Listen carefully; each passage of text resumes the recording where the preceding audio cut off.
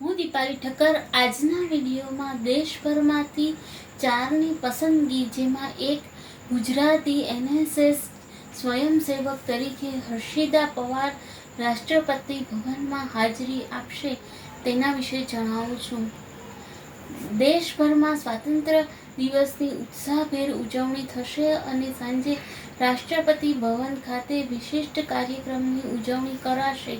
ત્યારે આ વર્ષે પહેલીવાર દેશમાંથી નેશનલ સર્વિસ સ્કીમના 4 સ્વયંસેવકોની આ કાર્યક્રમ માટે પસંદગી થઈ છે, જેમાં ગુજરાતમાંથી સિલ્વર ઓક યુનિવર્સિટીમાં BCAની 3જા વર્ષમાં અભ્યાસ કરતી વિદ્યાર્થીની હર્ષિતા પવારની પસંદગી થઈ છે.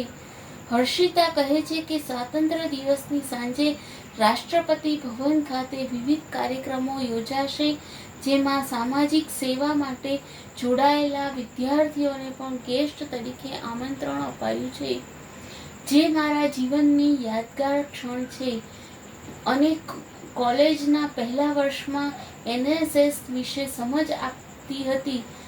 અભ્યાસની સાથે સામાજિક સેવાનો પણ લાભ મળતો હતો. કોલેજમાંથી વૃક્ષારોપણ, બ્લડ કેમ્પ, સ્વચ્છતા અભિયાન સહિતના વિવિધ કાર્યક્રમો કરીને લોકોને મદદરૂપ બની હતી.